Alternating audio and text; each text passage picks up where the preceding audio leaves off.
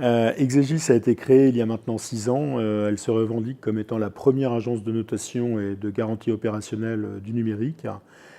Nous avions volonté il y a 6 ans de pouvoir créer un espace qui associe des experts marchés, des experts financiers, des experts, enfin des ingénieurs techniques de la science informatique, de façon à pouvoir donner sur des entreprises du numérique de 0 à 15 millions d'euros de chiffre d'affaires un avis documenté tant sur le plan financier que sur le plan opérationnel.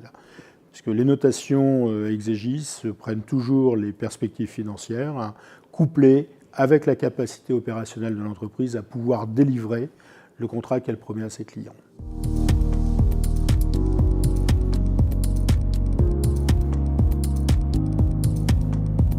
Alors, bien évidemment, compte tenu de l'augmentation de la blockchain et des ICO qu'on peut trouver sur le marché, on a évidemment créé et adapté notre modèle à ce qui est ICO, parce que s'il y a un domaine où les investisseurs ont besoin d'être assurés, ont besoin d'avoir un minimum d'avis tiers et de confiance, c'est bien l'ICO.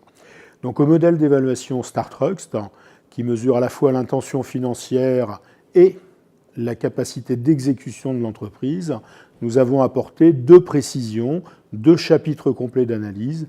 Un qui est spécifique à la blockchain, qui permet de mesurer en fait la compliance blockchain de l'entreprise étudiée, et un deuxième chapitre très spécifique qui est sur l'ICO fairness. En clair, cette ICO est-elle digne de confiance? Est-elle fair? Est-elle pourrie? Ou est-elle à éviter? Ou est-elle bonne au contraire?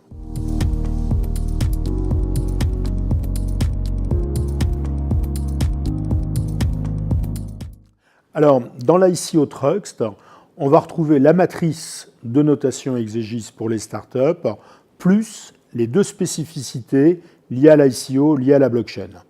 Pour la partie mesure de l'entreprise en tant que projet, en tant que tel, on va trouver une notation financière qui va de alpha à gamma, alpha, bêta, gamma, et un risque d'exécution, 1, 2, 3. Risque d'exécution 1, faible, risque d'exécution 3, fort.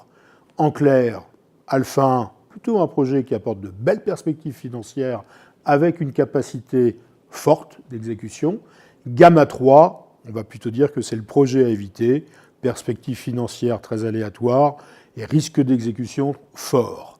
Et à côté 2 chapitres d'ICO et blockchain. Blockchain qui va mesurer la conformité avec les bonnes pratiques blockchain. Donc ça part de low, qui veut dire très faible conformité blockchain, à high. Là, on a affaire à un vrai projet blockchain. Et les spécificités de l'ICO avec 4 grades. Le grade pourri, pas terrible, fair et trusty. Évidemment, les 2 mots, les 4 mots sont en anglais, mais voilà ce que ça veut dire.